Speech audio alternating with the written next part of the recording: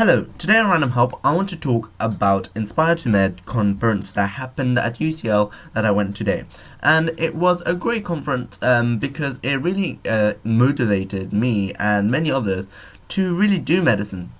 So it is held by the UCL Medical Union, and it's a great opportunity for you to meet doctors and to have various workshops where you can actually learn about the things that medical students learn. So what I did was global health and what else did I do? Global health and general medicine, and these really opened my mind as to what medicine holds, because medicine we always think of as a very scientific, learn about the anatomy, learn about the pathogens and things like that. But medicine in general can actually be something more than that, and I was being taught about in global health more about the administrative side and what the economy side, economical side, and if like different solutions that are brought about, like different cures and things, are effective for that country or not.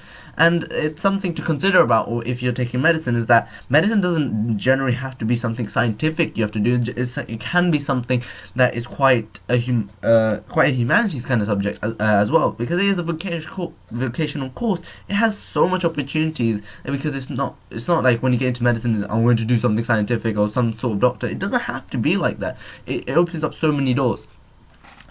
But you also learn about the realities of medicine. When I went there, I learned about how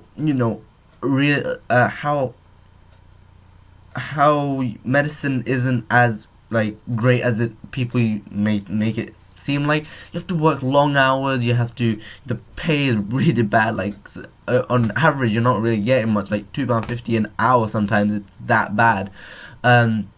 And with like junior strikes going on because of how bad the system's going. And it really makes you think about how, as doctors, you're also changing the government system as well, and how much influence you can have if you stand together.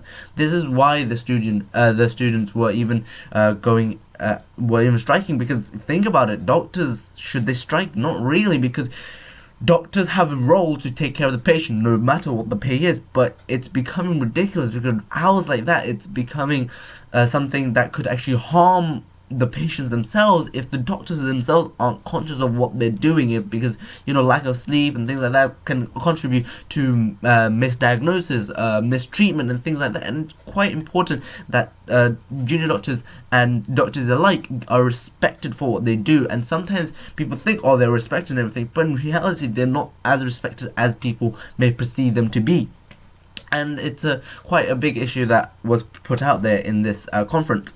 We also learned about the amazing things you could do while doing medicine. You don't have, as soon as you get into medicine, it's not all about studying exams. That is part of it, but there are a lot of opportunities. Go abroad and do things that help out people, and that's what makes medicine amazing. It's just that you have so much scope to explore. It's not a subject where you just have to just sit there and just do nothing. You can go out there and do many things, because medicine allows such a wide scope, and you have such a wide scope of knowledge and things like that of the human body and the external factors of the human body and how we act towards everyone else.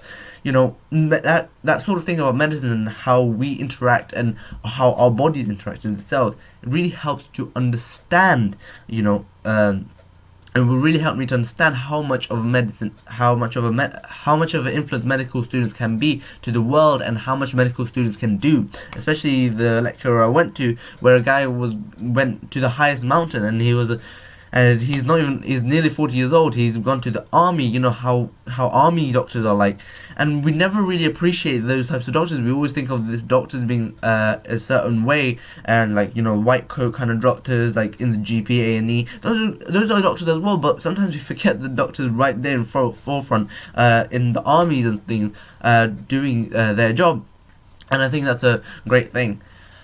So I think so a lot of things happened, as I just told you, and a lot of questions arose from going to this conference. So it just shows you how inspirational this conference can be, and how much you might actually start liking medicine if or if it might make you think about taking medicine as a course that you might do at university. If not in medicine, you could do something like applied medicine or psychology or something related to medicine. It really can influence you a lot, and I think it would be a great conference for you to go to.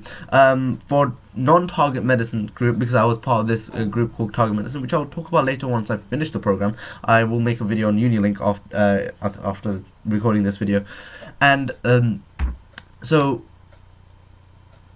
in general, go to this conference and you will learn a lot about medicine and what it really has, right? I've been to many events, the other event that just goes anything like on par with this would be eVision, which was held at Imperial, and I think that happened around September time, and that was for more the 13s.